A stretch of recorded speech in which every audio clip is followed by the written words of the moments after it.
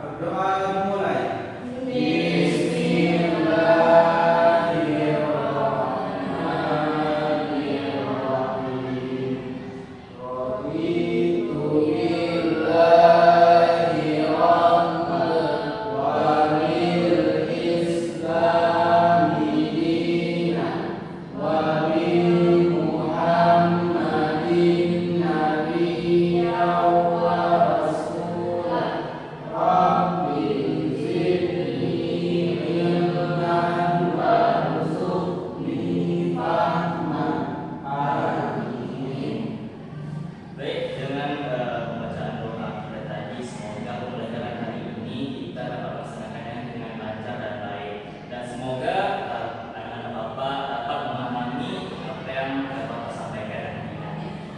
Baik, sebelum itu Bapak akan mengabsen terlebih dahulu Bapak siapa saja yang hadir. Baik, yang pertama Nabila Fitriani. Hadir, Pak. Kedua Ikrimatul Husna. Hadir, Pak. Yang ketiga Reki Al-Faizi Ramadan. Hadir, Pak. Yang keempat Selvi Nadina. Hadir, Pak. Yang kelima Ausi Maulana. Hadir, Pak. Yang keenam yang tidak hadir tadi Hafiz Ramadan. Hadir, Pak. Sakit ya. Ya, Pak. Baik, hari ini kita akan mempelajari tentang bab yang materinya yaitu adalah makanan halal dan baik. Nah, tujuan dari pembelajaran hari ini adalah supaya anak-anak Bapak dapat memahami apa saja yang termasuk makanan halal dan makanan yang baik. Tentunya makanan halal pasti baik, tetapi makanan baik ini belum pasti halal ya. Nah, di dalam pembelajaran ini kita akan menemukan mana saja makanan-makanan yang halal dan makanan-makanan yang baik. Kemudian serta didik juga akan memahami dari ayat-ayat yang akan Bapak jelaskan nanti dan hadis juga. Baik, langsung saja kita mulai, yaitu makanan halal dan makanan yang baik. Nah, sebelum kita masuki materi pembelajaran kita, Bapak ingin bertanya pada anak Bapak terlebih dahulu. Sudahkah kalian semua makan makanan halal pada hari ini? Sudah, Pak. Auzi, hari ini Auzi makan apa Auzi? Makan ayam goreng tadi, Pak. Pakai sambal nasi. Enak ya? Kalau Rima? Rendang ayam, Pak. Rendang ayam. Kalau Nabila? Tunjang, Pak. Tunjang, Masya Allah. Edit ya makanan Bapak sekarang ya. Kalau Selvi? Goreng ikan, Pak. Goreng ikan. Nah, terakhir kalau Reki makan apa Reki hari ini? Minum susu doang tadi, Pak. Susu doang. Iya. Emang kenyang? Enggak. Enggak. Tapi ada cukup deh. Ya, kita harus selalu mensyukuri apa rezeki kita, pemakanan kita hari ini. Nah, dengan nikmat itu semoga kita diberikan kekenyangan, diberikan rasa lapar yang dihilangkan oleh Allah Subhanahu wa taala. Baik, selanjutnya kita perlu mengenal apa itu makanan halal. Makanan halal merupakan bagian penting dalam kehidupan seorang muslim. Nah, makanan dan minuman yang halal yang dikonsumsi itu adalah memiliki 3 syarat. Yang pertama, makanan yang halal zatnya. Yang kedua, halal cara mendapatkannya, halal cara memprosesnya. Yang ketiga, halal cara memperolehnya. Nah, makanan dan minuman yang halal zatnya yaitu makanan yang tidak mengandung hal-hal yang diharamkan oleh Allah Subhanahu wa taala seperti darah, baik itu darah hewan maupun darah manusia, itu tidak boleh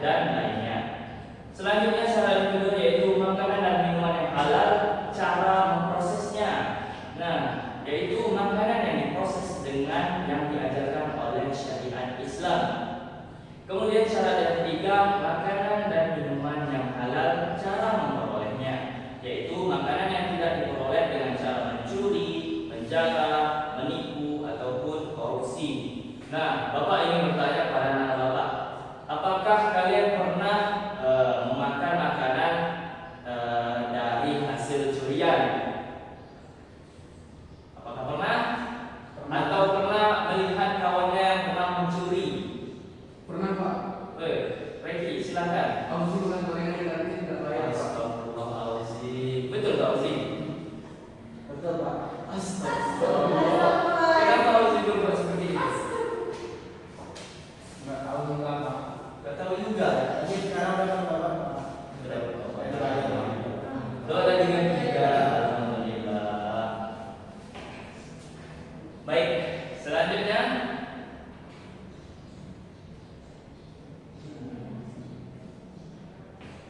ada ayat yang mengatakan tentang larangan makanan haram, yaitu surat Al-Baqarah ayat 168 sampai 169.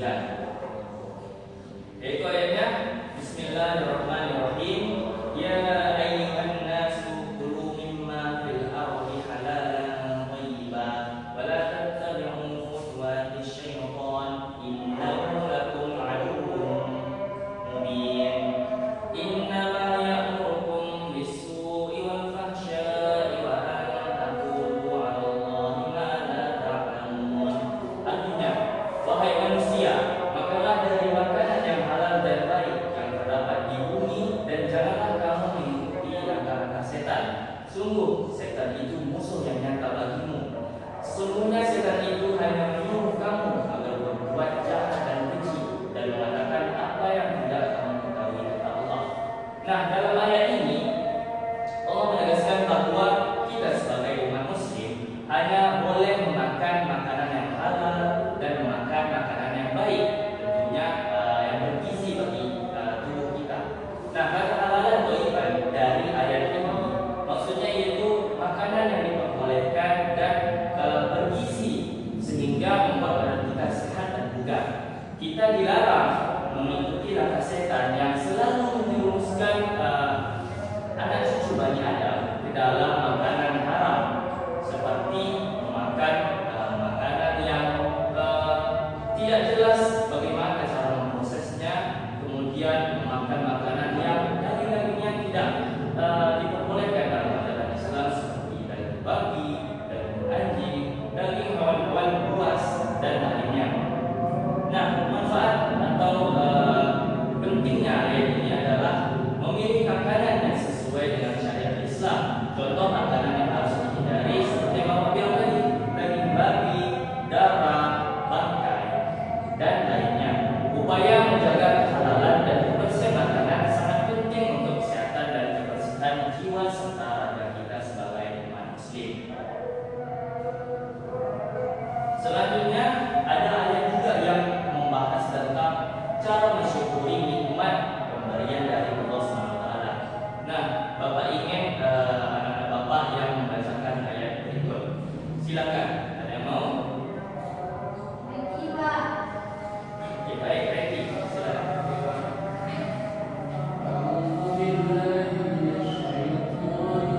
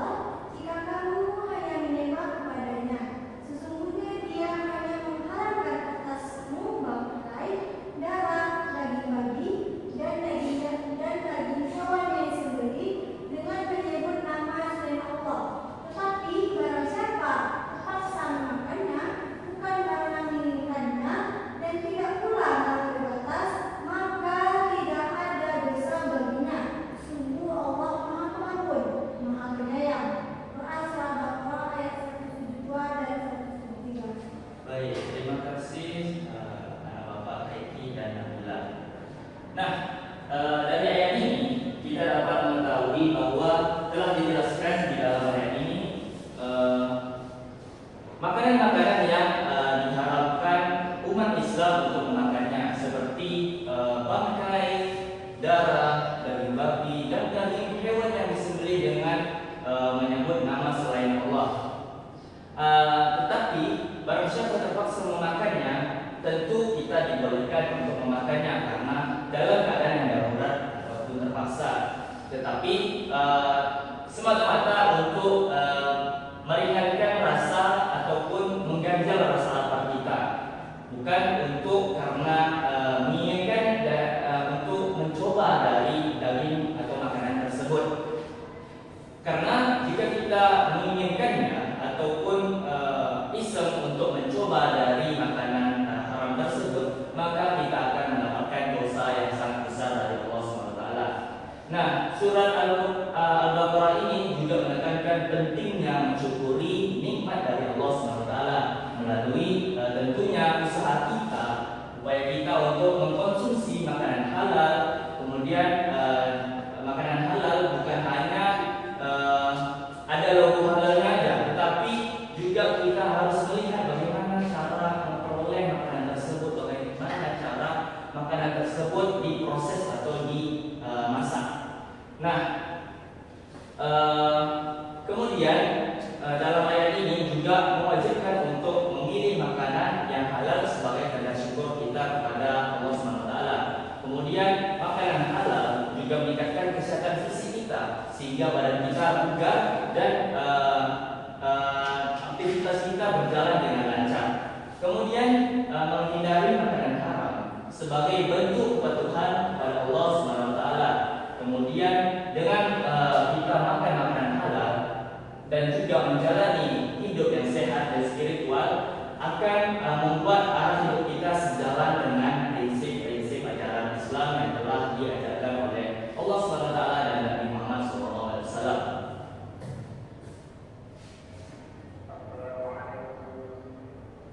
Nah, selanjutnya larangan memakan bangkai, seperti ayat yang telah kita baca tadi, bahwa kita sebagai umat Islam menghindari makanan haram seperti bangkai.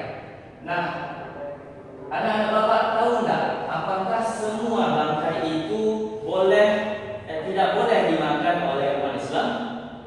Ada yang tahu? Apakah makanan seperti bangkai ini semuanya tidak boleh atau ada beberapa yang boleh? Ada yang tahu? Ada Pak. Silakan Auzi. Bangkai ikan Pak. Oh, baik, bangkai ikan. Kemudian ada lagi?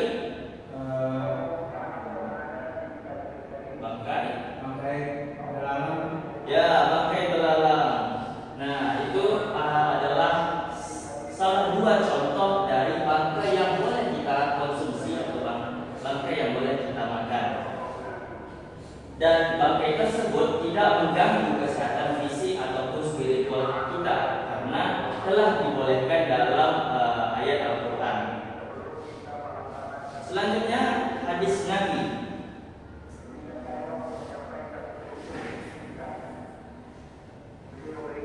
Hadis Nabi yang diriwayatkan oleh Abu Dawud. Bismillahirrahmanirrahim.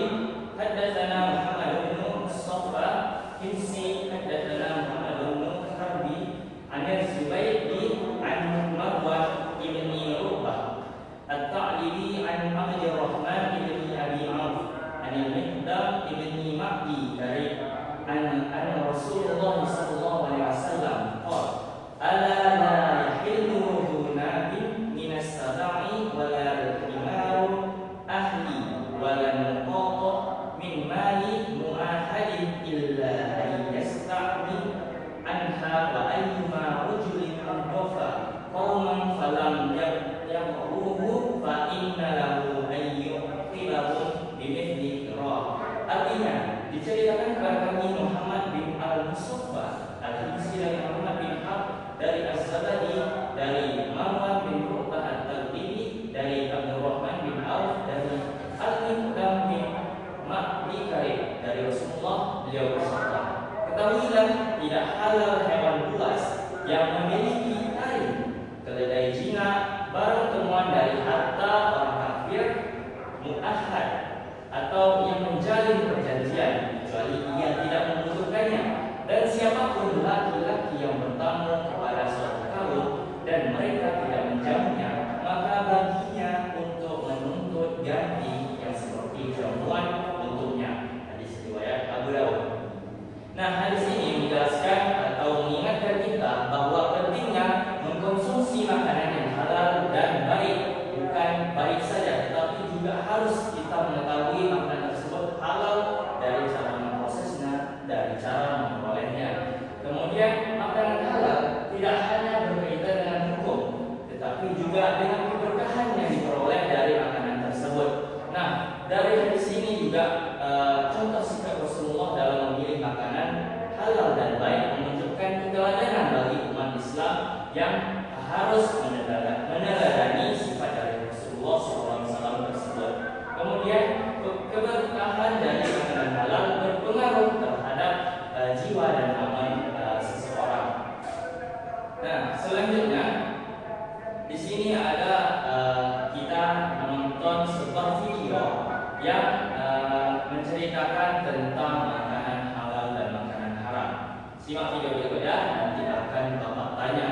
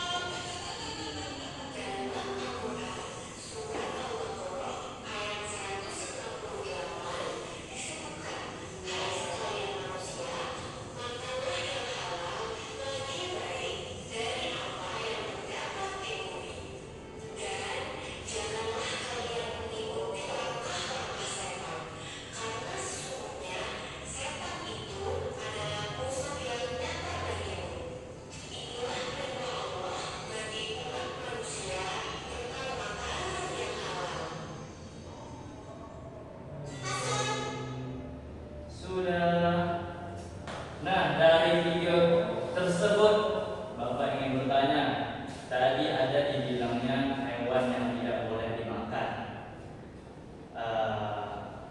yaitu katak. Kenapa katak tidak boleh dimakan? Katanya. Silakan katanya, jawab saja. Karena suara kata itu Ya. tasbih, Pak. Ya betul, karena kata katanya dia bertasbih kepada Allah SWT, dan juga dia hidup di dua alam, alam darat dan alam air. Dia termasuk hewan amfibi, makanya dia tidak boleh dimakan. Kemudian ada juga ular. Kenapa ular tidak boleh dimakan? Silakan Auzi. Karena bertaring Pak. Karena bertaring, betul sekali. Karena dia hewan buas dan hewan yang bertaring, sehingga kita sebagai umat muslim tidak boleh memakannya.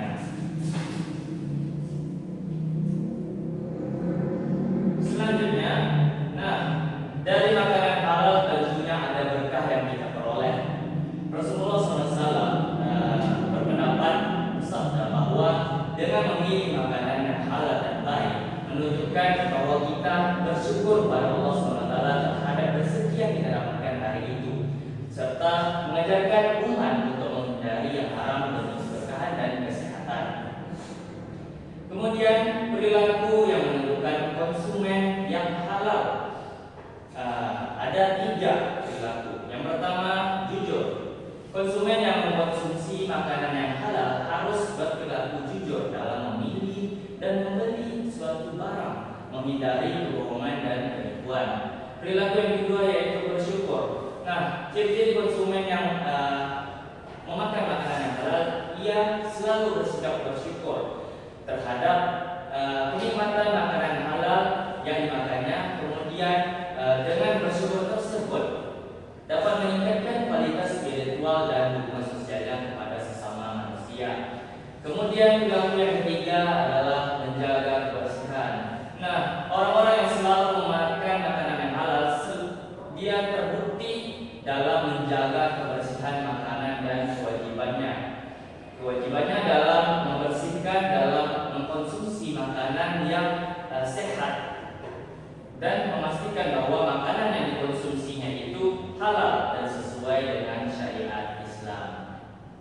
Baik, itu saja materi kita pada hari ini. Bapak ada latihan untuk kalian semua. Di sini Bapak akan memberikan lembar kerja. Lembar kerja ini akan Bapak bagikan kepada 2 kelompok. Satu kelompok isinya cowok semua, satu kelompok lagi isinya cewek semua. Silahkan dikerjakan dan diikuti perintah di dalam lembar kerja tersebut. Silakan untuk kelompok dahulu. Nabila, sebelah kiri.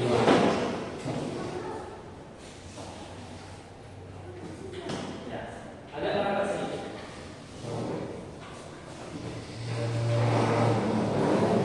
Ini silakan ditulis dan dikerjakan sesuai perintahnya ya.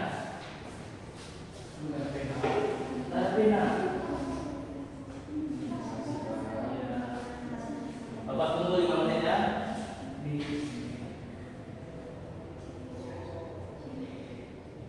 Dijawab dengan betul, jangan asal-asalan. Diperhatikan gambar makanannya, gambar barangnya.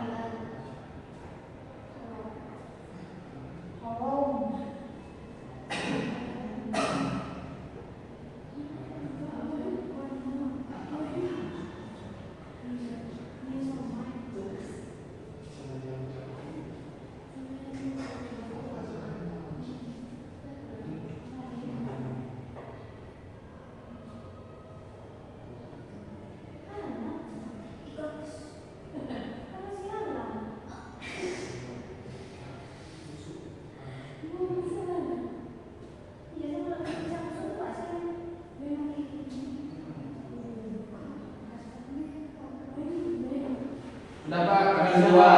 Baik, kelompok laki-laki ya. Baik, dipersilahkan untuk kelompok laki-laki presentasi ke depan mengenai hasil diskusi pada kelompoknya. Sebutkan apa saja makanan yang halal dan makanan yang haram.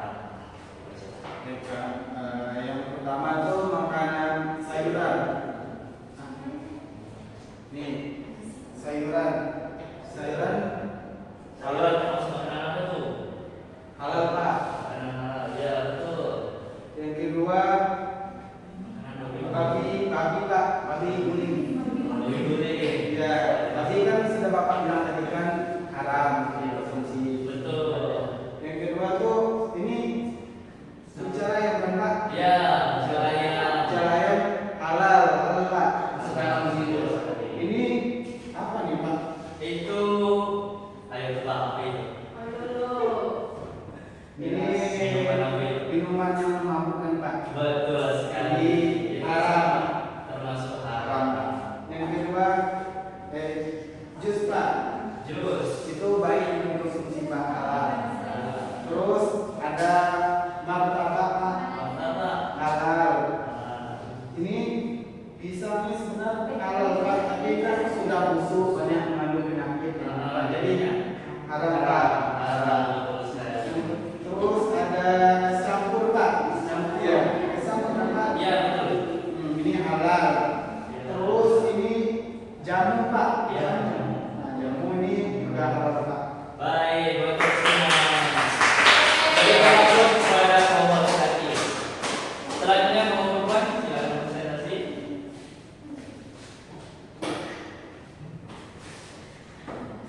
Oke, Assalamualaikum warahmatullahi wabarakatuh. Waalaikumsalam warahmatullahi wabarakatuh. Baik, di sini saya akan mempresentasikan tentang makanan dan minuman yang halal dan halal. Nah, di sini di foto pertama ini ada sayuran. Sayuran ini halal karena tumbuh dari bumi. Ya. Kemudian babi ini haram karena zatnya memang haram. Karena dia juga si babi ini tidak mempunyai leher, jadi tidak bisa disembelih, jadi haram. Ya, betul Nah, sekali. kemudian ini ada Apa itu?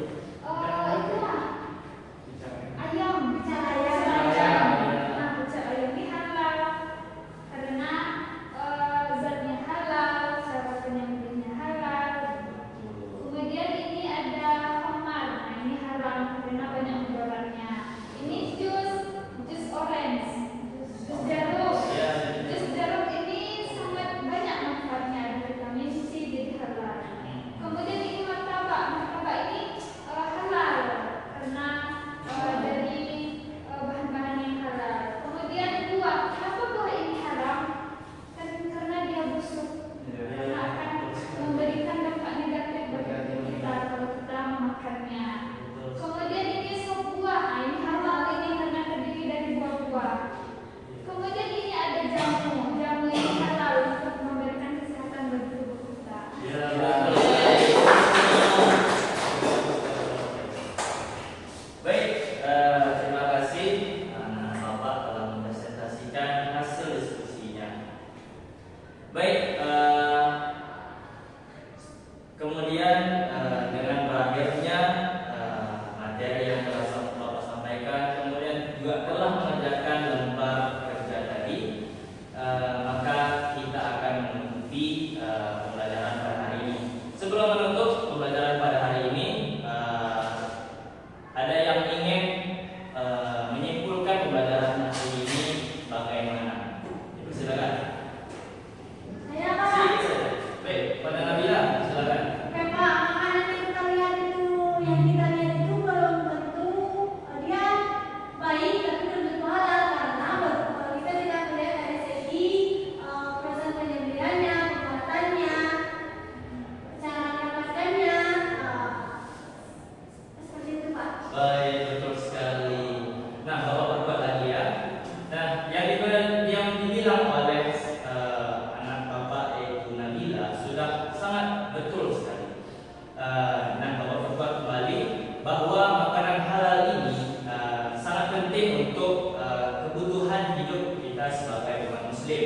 Tentunya makanan dan minuman yang halal dikonsumsi itu adalah makanan yang halal dari segi zatnya, halal dari cara mendapatkannya, halal dari cara memperolehnya, halal dari cara bagaimana kita memproses atau menyembelih hewan-hewan atau makanan-makanan tersebut. Nah, sehingga dari halalnya cara yang telah Bapak sebutkan tadi, sehingga makanan yang kita makan itu akan membuat tubuh kita sehat juga, baik dari jasmani maupun spiritual kita.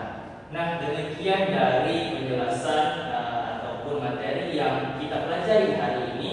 Semoga dapat bermanfaat dalam kehidupan kita sehari-hari. Bapak cukupkan hari ini. Sebelum kita mengakhiri, marilah